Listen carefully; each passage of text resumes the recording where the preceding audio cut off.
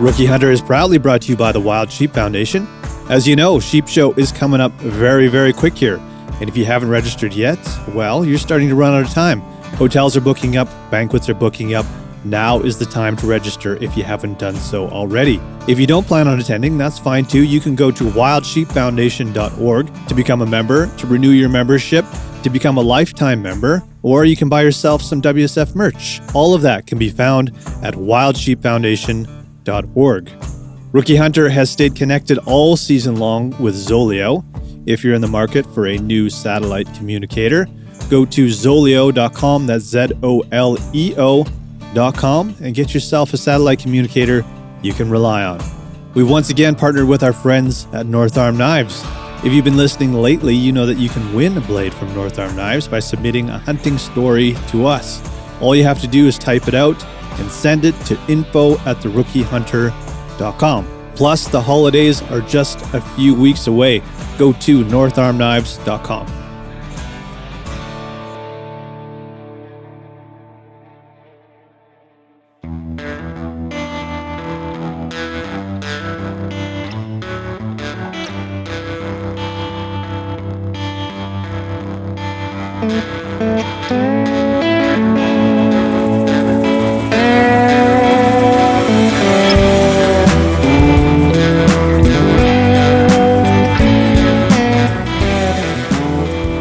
Hey guys, happy holidays. This is a special episode. This is episode 170, and I'll explain what I'm doing here in a minute. First of all, so 'tis the season, and I've been making various drinks already throughout the holiday season, even though it hasn't, well, I guess it's officially started today. It's Christmas Eve, and I've just made myself a whiskey sour. And so I'm going to give you the recipe. It's simple, it's very easy. You take 4 ounces of water and 2 ounces of honey. You put them in a pot. You heat it up, and you just want to dissolve the honey a little bit. And then you take 3 ounces of bourbon and 2 ounces of fresh lemon juice. You put that all into a martini shaker with lots of ice. You shake it for a good 30 seconds until it's like too cold to even hold on to. And then you pour it into like a rocks glass over ice with a little lemon peel for garnish. And you got yourself a mighty fine whiskey sour. So there's my festive holiday drink for you. I highly recommend it. Cheers to you guys. Rattle some ice for you. So this is a special episode, as I mentioned. And I thought it'd be fun to go into the archives. Some of you that have been with us for a long time will remember that at the end of the year, we would do a special holiday episode. That was a combination of guest stories. So we always used to, we still kind of do this, but we would always get our guests to end off the interview with a story. So we would give them a heads up ahead of time just to think about something that meant something to them or something crazy that had happened to them. And they would share that, and then we'd make a compilation at the end of the year of some of our favorites. So this one is from 2018. This was episode 87. And it includes Mark Hall, Mike Hawkridge, Ray Thornton, Ben O'Brien, Aron Snyder, and Jeff Lander were together. And we end things off with Shane Mahoney, which was kind of a tradition for 3 or so years. We would always end the year off with a story from Shane Mahoney. And I need to get him back on here for some fresh stories. But that's what you're in for. And you guys know that we've been doing the listener-submitted story contest with North Arm Knives. And every 2 months, we're going to be announcing a winner of a blade from North Arm Knives. So I'm going to start things off with a listener-submitted story read to you by AI. And this one comes from Aaron. And so I'm going to play this story, and then it's going to transition into episode 87 from 2018. And you're going to hear a much younger version of myself and Kelly, and then I will check in with you at the end of the episode, and I'm going to sprinkle in some Christmas jazz for you. So sit back, relax, make yourself a whiskey sour, or crack yourself an ice cold beer, and enjoy this special Christmas episode of Rookie Hunter.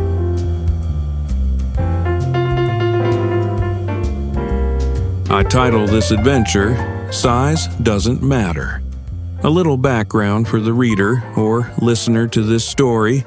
I have been hunting for about 10 to 15 years, and when I use the term hunting, I generally mean hiking with a rifle, as my success rate has been poor over the years.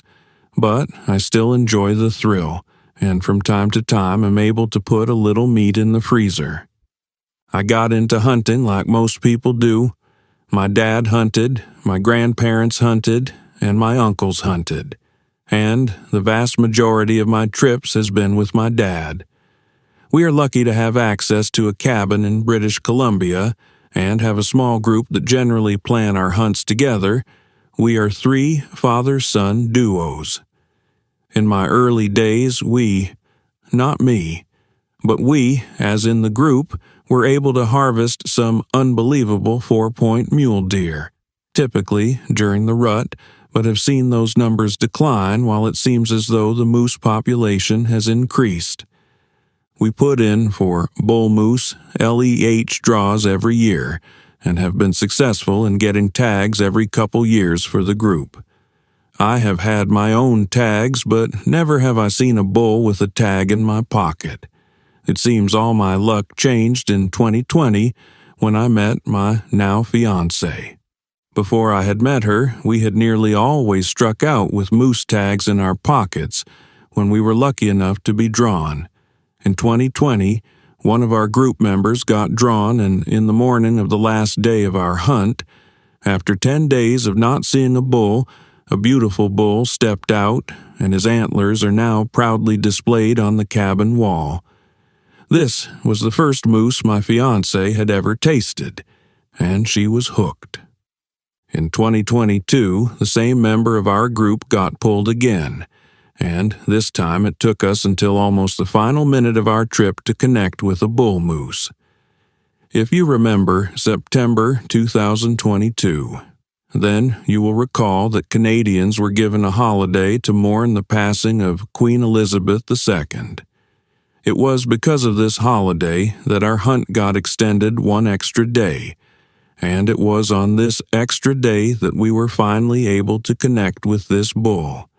2 tags, 2 years apart, and 2 successful hunts. But when would it be my turn? Well, in 2024, my father and myself each got drawn for a bull tag. Never in the history of the cabin had 2 bulls been harvested in the same season, but we had faith this year. The 4 of us planned our hunts.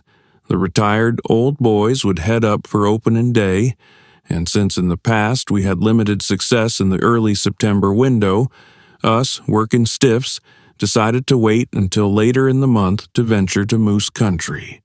Imagine my surprise on September 10th at 8:45 a.m. While in a work meeting, I got the text from my dad that said, "Bull down." Various emotions flooded through me during that meeting. Obviously, happy for him and happy that some of that meat will make it to my freezer, but also wondering if we made the right decision to wait. Finally, the picture of the bull comes in. A small, young 3-point bull. Delicious, I thought. My fiancée sees the photo and says, "Pretty small, isn't it?" The look on my face was priceless. "A bull is a bull," I exclaimed. "You don't pass on a legal bull with a tag in your pocket." A week passes, and we head to the cabin, ready to find number 2. We stop by the butcher to pick up moose number 1, and a sirloin steak on the barbecue in the evening is just what we need for motivation. It's amazing. I pass along the message to my dad that my fiancée thought his moose was small, and while checking in with her after supper, my dad exclaims, "My moose isn't small," to which she replies, "Size doesn't matter." Oh geez, here we go. Story of my life. Anyways, it's my turn to tag out on my first moose. Day 1, wrong spot, wrong time. I see a cow moose, but when I get back to the truck, I see our group smirking and seemingly annoyed. "Where were you? We had him right up the road." It's only day 1, I think to myself. Day 2. When it rains, it pours. Literally. Nothing today but miserable rain and mud. Luckily, it's September and not November because I am soaked. Day 3. Are you kidding me? After a quiet morning, we move along to where the bull was spotted on day 1. I take off on foot through a slash while the truck drives the road. They see a moose. Wait, a bull. It's a spike. By the time I arrive on the scene, he has moved along into the gully. I sneak down there, and then there he is at about 40 yards. He is dumb, but not offering a shot, and I refuse to make a poor shot. He scoots off 50 yards, stops behind a stump. I inch closer. Again, he moves, just behind a tree, and then finally, after about 15 minutes, he ventures into the timber. The group reconvenes, but one person is missing. After about an hour, we finally catch up with him. "Where were you?" we ask. "I was watching that little spike for the last hour feed in the meadow, waiting for you to get here." It seems we pushed the bull right through, and he was just feeding away.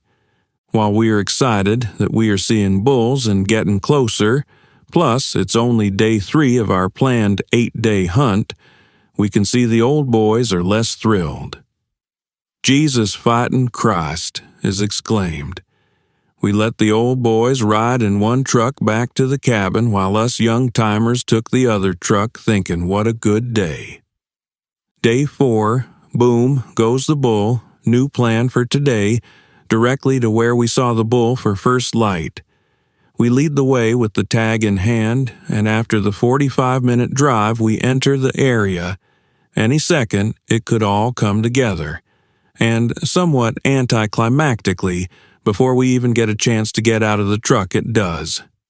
"Right there," I blurt. "2. I jump out and load my gun while I get the news from my dad. They're both bulls. About 75 yards away, they stand. A small 3-point bull staring right at me while the spike is standing perfectly broadside. Recognizing that this is the first time I have had a bull in my crosshairs and not looking to let the opportunity pass, I make the choice, squeeze the trigger, and take the spike. He's down. 7 a.m., and it's all over except for the work. I venture up to him and think, size doesn't matter. What a trip, and what an experience to share with my dad. We meet up with the rest of the crew, and by 3 p.m., the moose is hanging in a cooler, and glasses of Irish whiskey are clanking on the table. Now, my fiancée has the hunting bug, and with her core and pal all complete, we head back to the cabin to look for an any buck for her first deer in late October.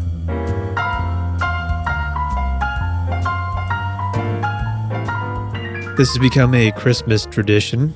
This is the second time we've done this. And what we like to do is share stories from throughout the year. And we've sort of made this a thing that we do with each guest is we ask them to share a hunting story with us. And we never really know what we're going to get from them. So we've compiled all of our guests into this episode. And we didn't actually have a whole lot of guests this year. It's a lot of you and I. No, but we also wanted to kind of keep guests to in person, yeah. Limit that phone call. Yeah.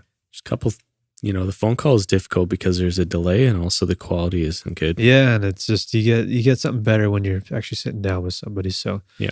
So anyways, that's what we were hoping to do more of in the year to come up here. But should we just get right into these, Cal? Yep. So the first one, this is probably one of my favorite conversations from the year. I enjoy them all, but this one especially, we talked to Mark at a time when I was struggling with conservation issues and some of our plans and stuff like that, and he helped me through a lot of stuff. So we're gonna share his hunting story. Cal, what did he get into on this one? So Mark talks a little bit about whether there's a bigger purpose out there. It's more of a spiritual aspect. Is there a deeper meaning? He mentions that he's been talking or reading about a lot of indigenous cultures and beliefs. Yeah. And is there more to wildlife and nature? And to really think about that when you're out there, I think this is really a deep story. Yeah. Here's Mark with his experiences related to his grandfather passing away and kind of the hunt that, he felt that there was some dots being connected there. Cool. But Mark, I feel like we could probably talk for 6 hours here. Totally. So the room's getting hotter by the minute too. There's no AC up here, so we can start to wrap things up here. Totally. We gave you a heads up that we like to end off with a hunting story, so you can leave us with that. Well, a hunting story, sure. Yeah. So one of the things I'm finding as I get older, being not that old to some people, but I'll be, I think, 52 this year. My whole philosophy and worldview of hunting and wildlife are starting to change a lot. And I've had experiences happen to me over my lifetime hunting where something happened while you're out there and you were just, this just feels really weird how this thing unfolded. Like I'm kind of talking like there's a bigger purpose of something that's going on out there. Like there's more to wildlife and nature than just these biological units that are walking around out there. And I've started reading because these questions and these feelings have come up in my life, and I've started buying a lot of books and reading about like indigenous cultures and their relationship to wildlife and like Inuit in the Arctic and like things that they believed and rituals that they had and I've started to really start to tap into kind of a more spiritual component to hunting. Like there's some things that are going on out there, deeper meaning. And, one of the experiences I had kind of, I was probably just in my early 30s that took me a long time in my life to reflect back on, and opening this part of my life up in relationship to hunting wildlife. But it was later towards the end of November, and I was whitetail hunting just close to my home because I'm lucky and I can just literally just leave my house and go back out behind and be in great country. And I just hike. I just park the truck and you just do these big loops and walks and ridges and all this kind of stuff. And there's snow on the ground. The snow was falling. It's quiet. It's just prime time whitetail hunting. And I covered ground like lots of kilometers, right? And I couldn't even find a deer. Like not even the, oh, there goes some whitetails. And it's like, which happens 90% of the time there, you blow them out and you just see a whitetail or nothing, absolutely nothing. And I'm just like, my God, like what's going on here, right? And so getting towards, the middle of the afternoon, later in the day, I went to a different location and I started going in on this little old road, still hadn't really seen anything. And I just happened to look down in the thick trees in the bottom and I just saw a flicker. Just kind of, something flicker in the trees and I'm kind of like, okay. And so I got down and I kind of like waited and this nice, big, mature 5-point buck just nose to the ground, just stepped out of the trees onto this old road in front of me and I was ready and I got him. Just prior to that hunting season, like the winter before, my grandfather had passed away. And my grandfather and I were extremely close. I mean, we could sit and have these long conversations about it was the core of who he was, like about hunting and stuff. I probably spent most of my life, hunting with my grandfather and stuff. And when I got that deer, I was overwhelmed with a feeling that my grandfather was there with me. And I never felt it after that day. I never felt his presence when I was out in the woods. And later on, I've had other experiences which are starting to kind of get into the realm where I feel like that the animal is being guided to me, or I'm being told this is the animal you are meant to harvest. And that's why the situation is working out so perfectly. Right. Like, I don't know if you've ever had those experiences where like everything you're doing and it's not clicking. And then all of a sudden you're just like, this is picture perfect. Yeah. And it's this beautiful scene and everything is perfect. Yeah.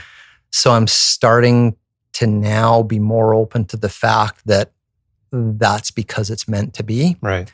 And when I've opened up this spiritual aspect of my hunting relationship out there, I've reflected a lot back on that experience with that deer and that feeling of my grandfather. And, I think I toyed this idea around in my brain going, I think this is what actually happened that day, but I was never really able to like admit to myself that I think this is what actually happened. But what I actually believed happened that day is because of my grandfather's connection was so deep for so long in his life to do with wildlife and hunting. When he passed on, he showed up to me in the form of that deer. And when he brought himself to me, partly because that was the only animal I got that fall. It was the only meat that I put in the freezer. And it was the only living thing I saw all that day was that one buck, which is pretty strange in the Kootenays, not to see any white-tailed deer. Yeah.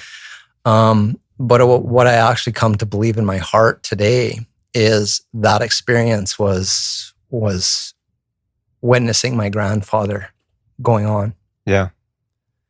It's a great story. And once I kind of really felt in my heart, that's because that happened like 25, 30 years ago, that I now really see the animal world, my hunting and what happens with the animals that I take like completely different. Right. And I feel there's much more meaning and purpose, like purpose behind what and when I do something that's just beyond a hunter getting a biological unit and canceling a tag. Right? Yeah. Like it was you can probably hear it in my voice a little bit, but it's a pretty emotional thing for me to, kind of talk about and stuff. Yeah. But it's one of the most profound and powerful things that have ever happened to me hunting.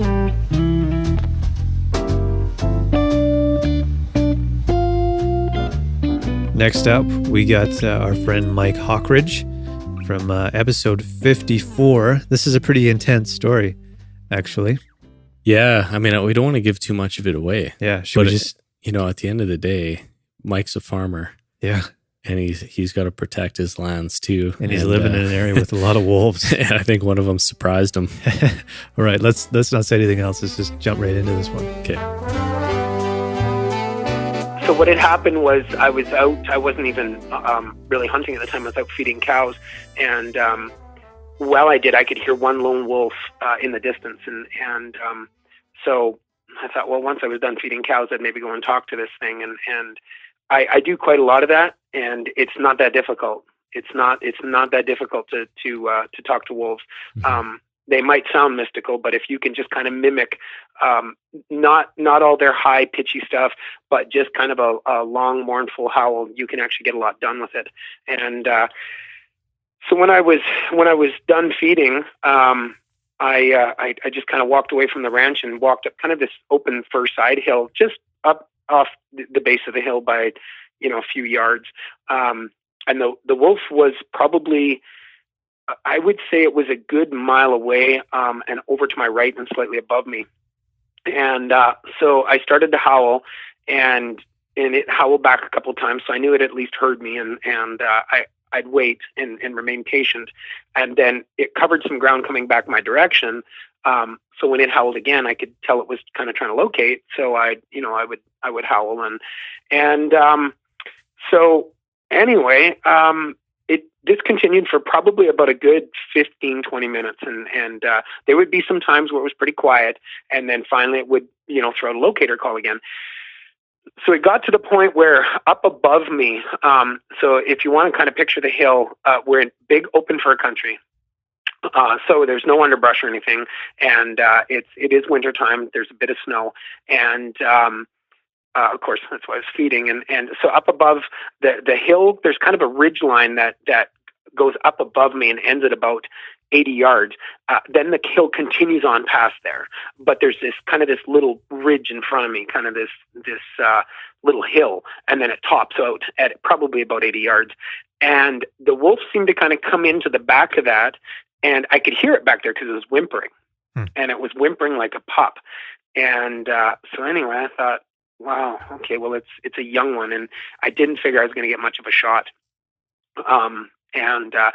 Keep in mind, we use these opportunities because any of the ranching that I've ever done, except for current right now, has been remote, like very remote, where predators are a constant, something that we end up having to deal with, especially when it comes to cattle and calving. And so if you get an opportunity, you usually act on it. So anyway, up above me, he's whimpering, and he would whimper right in front of me, and then kind of over to the left, and then he seemed to kind of move back, and it sounded like a pup. And so I thought, I better slide a shell in here, because what's going to happen is he's just going to peek up, and if I have too much movement, he's gone. But he continued to kind of whimper. They did howl, or it at the time I thought it was one, howled right behind the hill at about 80 yards. So at that point I thought, okay, we got her. But that's when the whimpering kind of started, and almost excited whimpering, which was really odd. And so I thought, okay, well, what I'm going to do is I'm going to turn my head face downhill and howl almost as though I'm leaving, almost as though I'm going. And I realized that, probably my opportunity was going to be a wolf just peeking over the top at about 80 yards. Right. And so I turned my head and I howled downhill. And by the time, and I wanted to make my movements fluid, like I didn't want to just jerk my head around. Like I just you howl long and slow, and then I just kind of swung around and looked back. And when I looked back up, I had two wolves coming down at me as hard as they could, two straight on and one from the side. Wow. As hard as they could run. I had enough time that I had my rifle almost sort of in the ready when I howled, just because of the way I carried it. I swung up. I didn't get an opportunity to even look down through the scope. It was too close.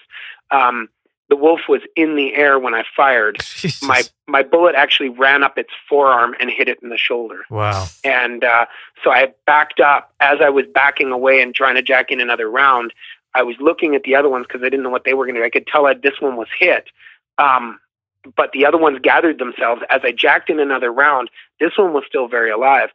So upon the second shot, because it wasn't going down. On the second shot, I hit it again, and it acted like it didn't even react because it was just kind of through the rib cage. I knew I hit it because it was right there. It was a few feet away.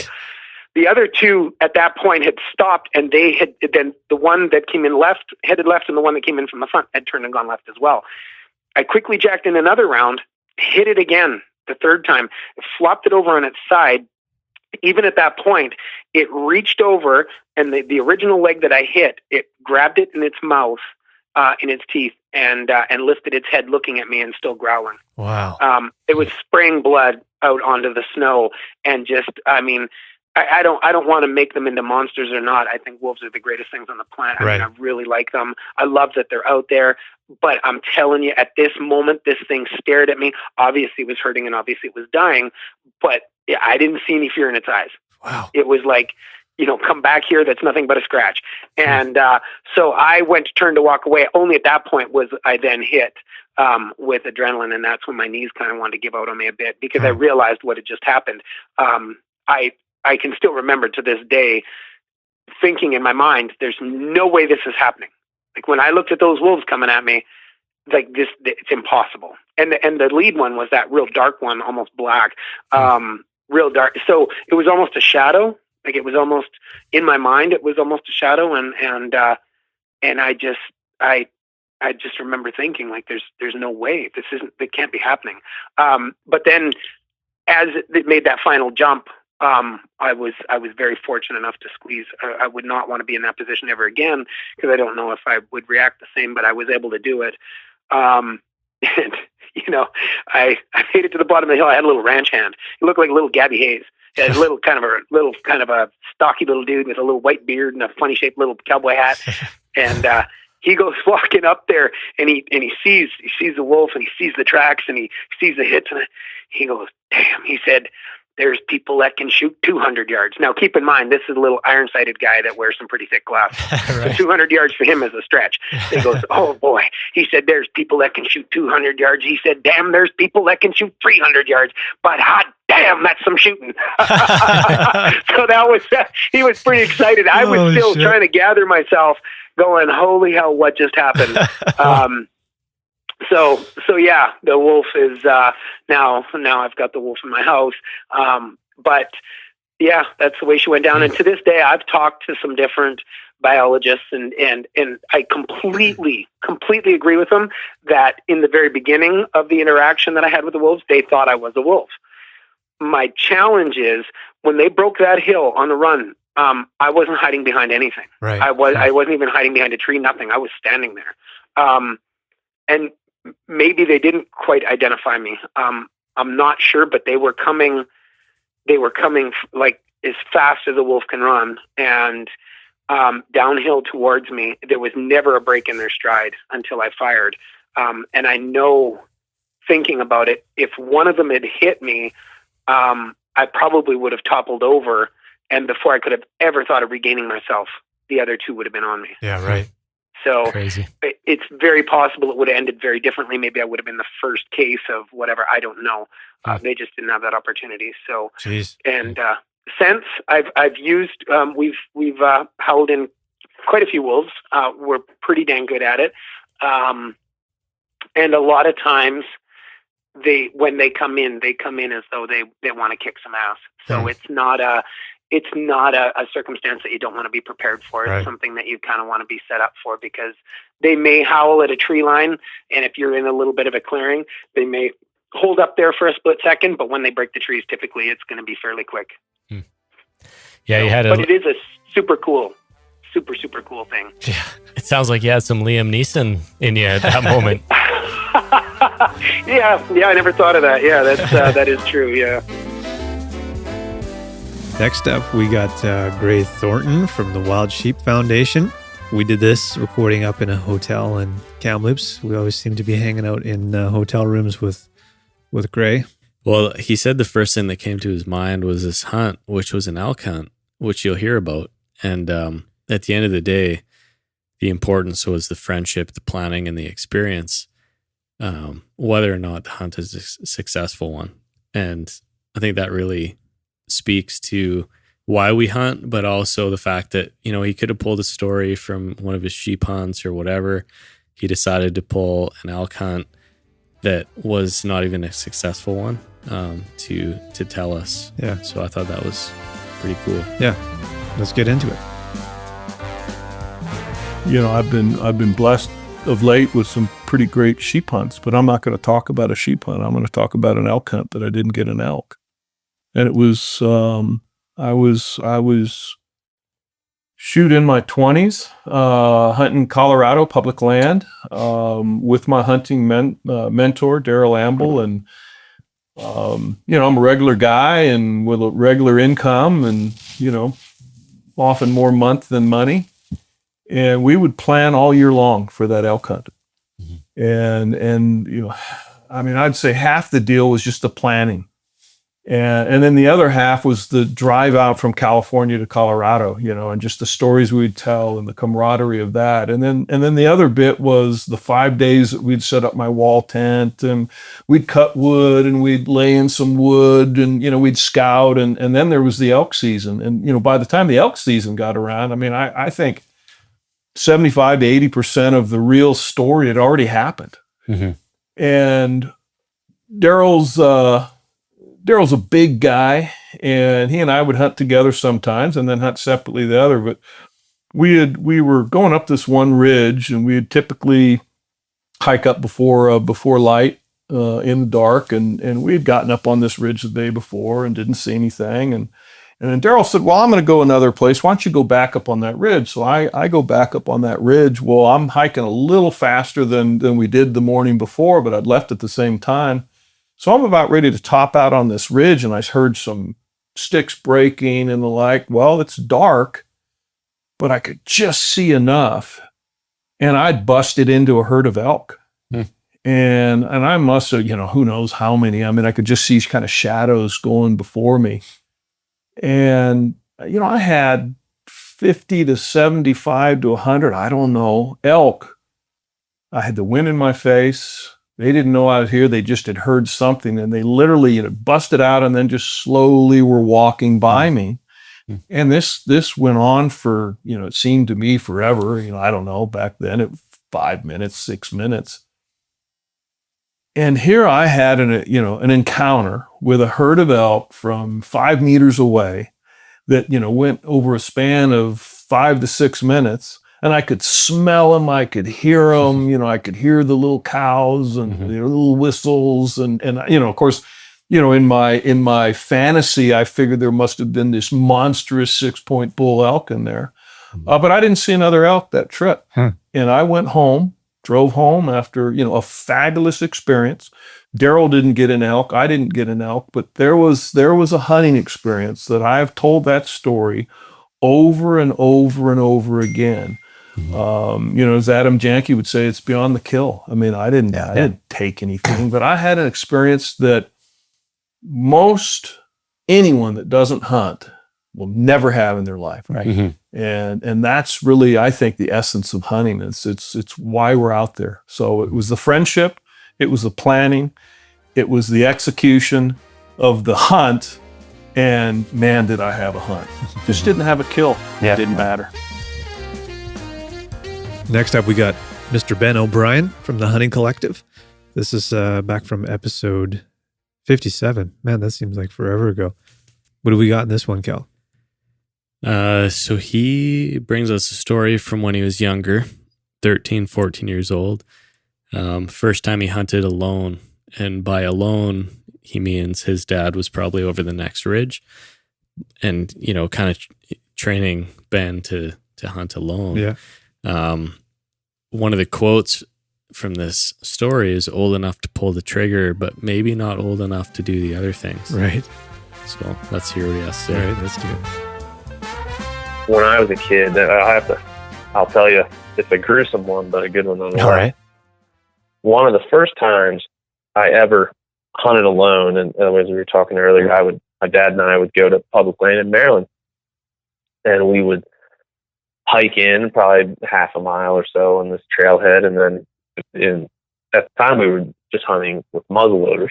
I had a 50 cal Hawkins, I believe, patching round ball, and we would sit on each side of the trail, and that was my way of hunting alone. I mean, I could see my dad, but at this point, I think I was 14 or 15.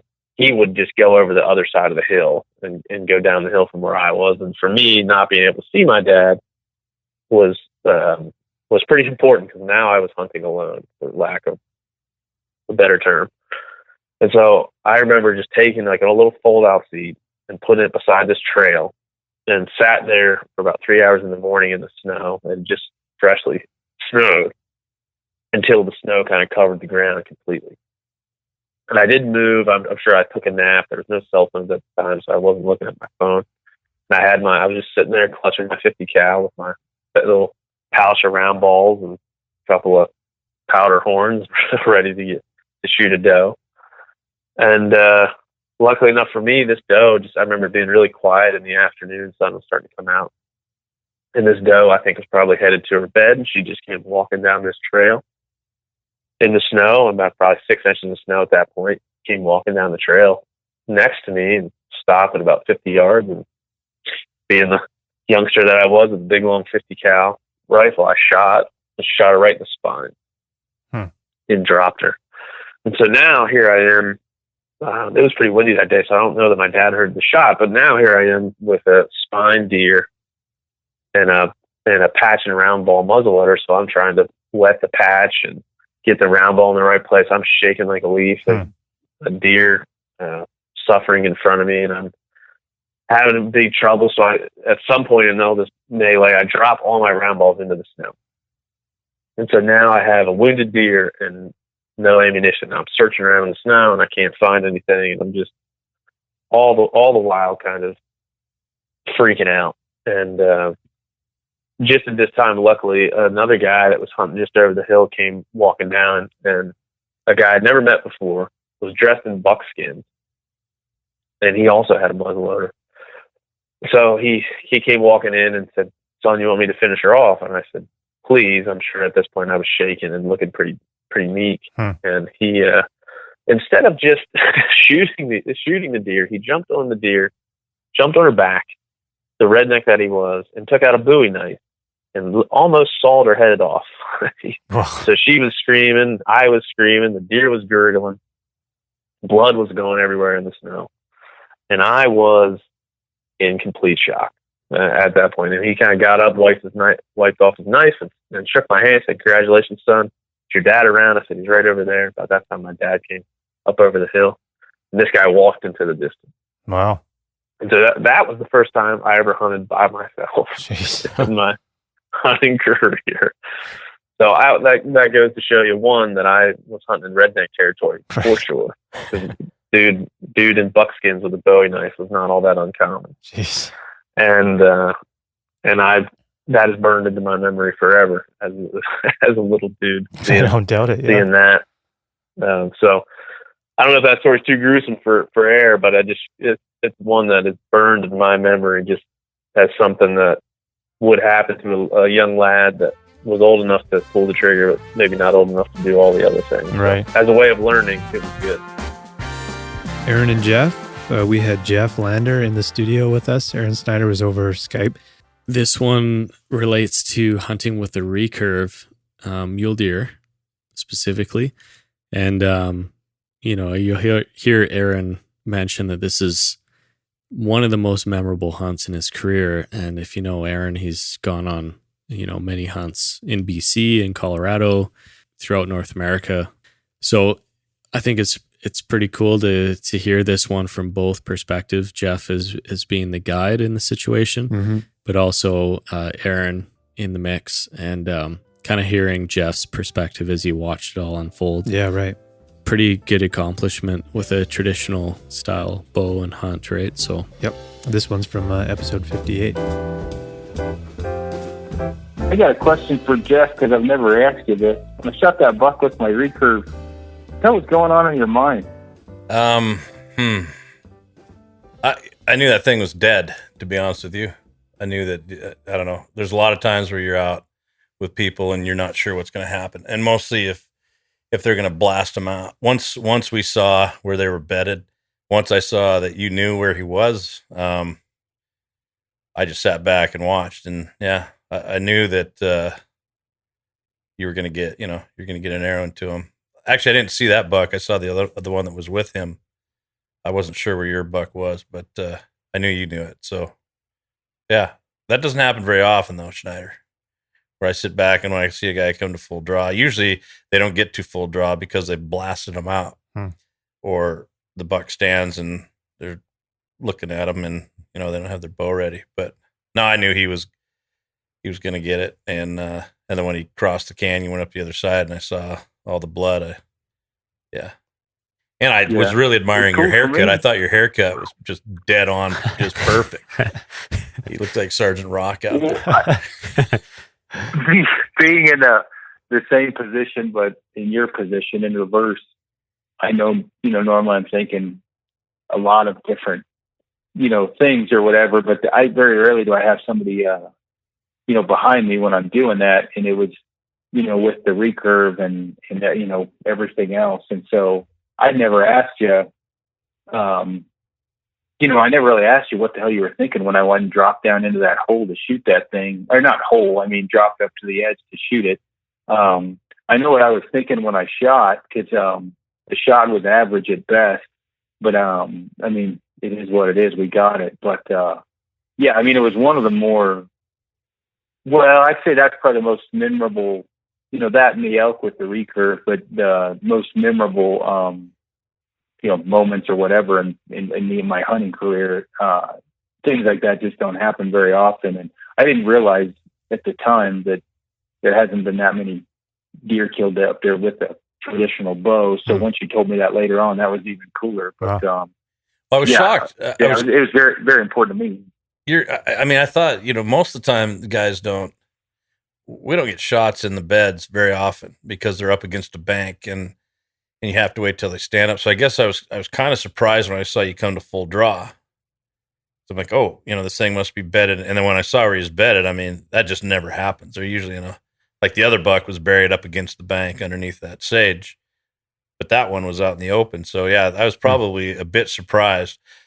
And I was also worried about Brian across the way popping his head up. I actually was more concerned about Gritty making movement because he was in his dome was in full view, but he didn't move. He did it perfectly. But I didn't want something like that to screw it up, which has happened. I can't tell you how many times. So yeah, no, that was pretty cool. I'm glad I took pictures of it too. Yeah, I forgot you did that. Yeah, it was cool. In hunting, especially where I'm at, going back to the traditional bow, everybody hunts for different reasons and whatever, all that different shit. But for me, it's a lot cooler. I know, whatever, it's hard to explain, but it's with the traditional bow, I have to get closer. There's a lot of things I have to do different. And it's not just that, though. There's a lot of people I've run into, even though there's a lot of crusties in the traditional community.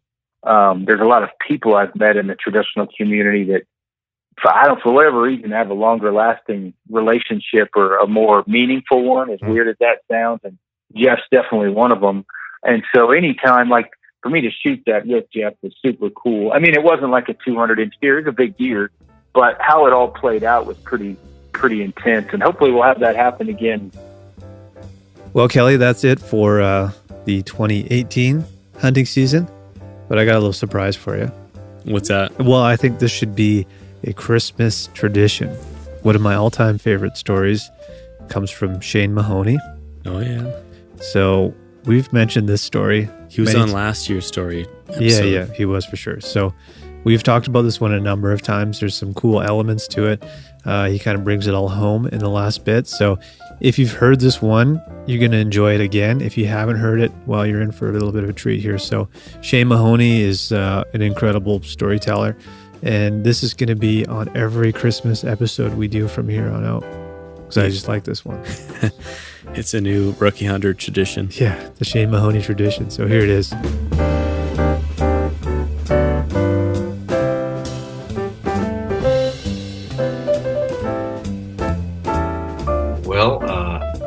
If I came up with a sort of a fictitious one of a Newfoundland Sasquatch, that would probably go viral. But I don't have one. I don't have one on that. I haven't really thought a lot about this, but in emerging from our discussion here today, I have had a lot of experiences, both hunting and not hunting. With animals of many different kinds, from polar bears to caribou to weasels to hamsters.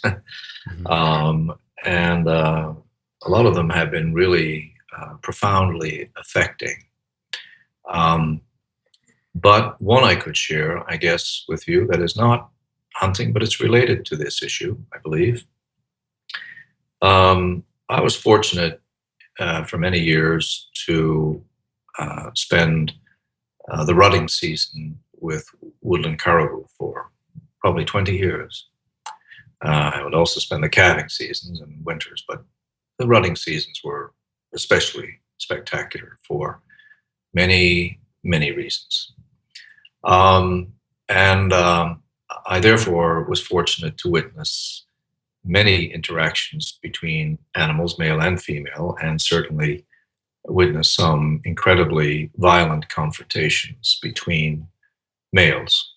Woodland caribou are, in our context in Newfoundland, are harem-forming animals. In other words, males gather large groups of females, and there's a dominance hierarchy established amongst the males. They don't breed on migration as the great tundra populations do, the migratory herds. They're also built differently, and the formation of their antlers are built in such a way that you can easily tell that instead of grappling with one another, they actually fight one another. So one of the more spectacular circumstances was a morning that I left my camp and I walked. I was often by myself. I walked. It was in mid to late October. The rut was in high gear. It was a morning when, the barren lands of Newfoundland had, all the little flashets or shallow ponds and the bogs, which are innumerable, that they'd all gathered this thin blue ice of early autumn onto themselves. The vegetation had all turned colors, of course, the siennas and the reds and spectacular oranges and even blues were there in the leaves. And the caribou groups, of course, you could see them over long distances because the landscape was quite open with relatively little relief, although enough that a man could hide himself and move close to the animals. And I was looking along a kind of a shallow, almost like a valley, but it was very, very shallow, and two small ridges that ran along the edges. And on each ridge, I suddenly saw coming out of this very heavy morning fog, which can be almost suffocating there in the early morning before it burns off. I saw these two groups of caribou emerging, and eventually could see that each of them had a number of males with them, but in both groups, there was obviously a significant harem master, this massive, big bull that was just absolutely spectacular. The black face and the bronzed antlers and the great capes, and the muscled necks and so on. And of course, fighting in these beasts is really predicated on equality. You don't really fight anyone unless they're really equal to you. And if you're not equal to them, you run away. And so real fights only occur between those that are matched. And I saw these two groups of animals suddenly see one another. And I eventually saw the two males do what they normally do, is they start to move out beyond the periphery of the females that they are watching over, and they perform their displays. They bush thrash, so they walk up to a small juniper and they rake its limbs with their antlers.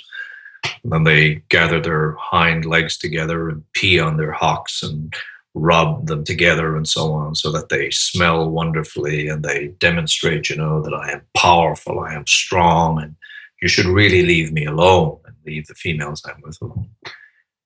And eventually, in this unbelievable theater of beauty, with these flashets frozen, and the color emerging, and the sun now beginning to burrow through and digest, consume this ground fog, these two big males suddenly began to approach. I knew there would be a significant fight. Now, I am only 30 to 40 meters, probably, about 40 meters away from these animals at the time. And they come together, and eventually, of course, they get close enough. And then what caribou do? They tip their heads, and they walk gently together until finally there is contact. And of course, when they connected, they exploded, right? And you had these two massive beasts turning and gouging and trying to do what caribou do in that circumstance, which is to break the neck of the opponent.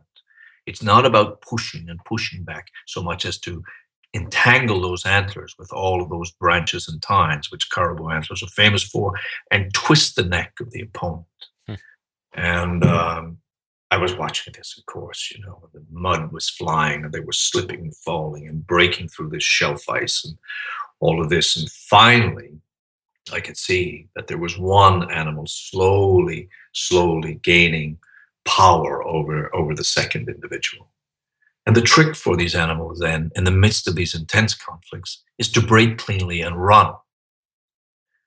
But as one animal tried to disengage and managed to do so, he slipped And when he slipped, his opponent came at him broadside and charged into him, and I could hear the smacks. I could hear the bones breaking. You could feel this crushing sound of things that were happening inside the animal's body. And they kept doing this as this animal tried to disengage. And I watched this until finally he managed to break away. And suddenly, of course, bedlam ceases. Silence returns. The male that is victorious, he turns and very laboriously and slowly walks back to the females. The other group of females look at the defeated stag and begin to drift towards the other company.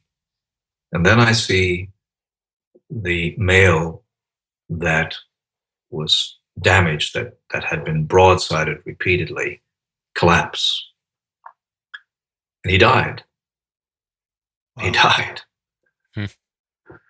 But what was most interesting was I eventually lost track of those animals, and I was following them. And I noticed the male, the big male that had won, he could not confront and deal with the stags around him any longer. He was too exhausted. And while I left them that day, I returned to find him dead. Both stags eventually died in pursuit of what they sought. And I recounted this story, I recall now, to a meeting a long time ago where the Sierra Club was present and where a lot of hunting organizations were not pleased. And the point of the story, I guess, in this context is, we can fight all we want over what we think is the prize. But in the end, it's about trying to preserve those experiences. Because not 1 in 50 million people, maybe not 1 in 100, 200, 400 million people, have ever experienced anything like I did that day. And I could never, ever have experienced anything like it if we had not found a way to work for wildlife 100 years ago. Because believe me, they would have all been gone. So it seems to me we're fighting over the wrong things. We ought to be fighting for them, not for our particular position about them. That's a beautiful way to end this, Shane. I think you left both of us kind of speechless here. We're both in a trance here listening to that story, but I think that's amazing. It was an amazing experience. Yeah, I loved them. And as I said, I was not hunting that day, just hunting to try to understand them. Right. Mm-hmm. That's all. That's all I was looking for. And this was fed up to me as a gift. Had I been living in another time, I would have said the gods gave it to me. Right. But wildlife gave it to me. They gave it to me. There it is, Kelly. That's it for the year. 2018 is in the books. Yeah, it's always a good story. Yeah. It's been a good year. Lots of good shit. It's been a busy year, lots of experiences, lots of opportunities, lots to look forward to. Yeah, for sure. So, without going through a list of people, I think everybody knows who they are as far as guests and people who helped us out this year, and people we met and people who contributed to the show. I should mention Wild Sheep Foundation is obviously a big part of, what we're able to do, throughout this year and a huge part of what we have planned for next year. Yeah. And of course, North Arm Knives and of course, most importantly, you guys who listen to this thing. So thank you. Yeah. Thank you. And Happy New Year. Happy holidays. Happy New Year, guys. We'll see you in 2019. Cheers. Cheers. So there you go. Episode 170. It was a lot of fun to listen back to those stories. Like I said, I totally forgot about, all of them. It was nice to listen back to them. It was like hearing them for the very first time. And I was listening through these with you guys here. And one thing I noticed was Oscar's collar jingling in the background. And that was a sound that was a big part of those older episodes. And Oscar was my dog previous to the one that I have now. And he was there for, I'd say, 95% of the recordings that we did. So could have been the whiskey sour, but brought a little tear to my eyes to hear him in the studio with us. And anyways, we'll wrap things up here. I just want to say thank you to all of you for supporting us for so many years. I don't even know how many it's been now. Coming up on 8 years of doing this, more or less, with a little break here and there. And a huge thank you to our sponsors. You heard us thank North Arm Knives and the Wild Sheep Foundation at the end of that episode. Not much has changed. We've added Zolio to the lineup, and obviously the Wild Sheep Foundation as our title sponsor for many, many years. We couldn't do the show without them, so we have to send them a massive, massive thank you for their continued support. But we look forward to checking in with you guys in 2025. And again, thank you for supporting what we do and listening to us ramble on for so many years. So I hope you enjoyed this episode. We'll check in 2025. Cheers.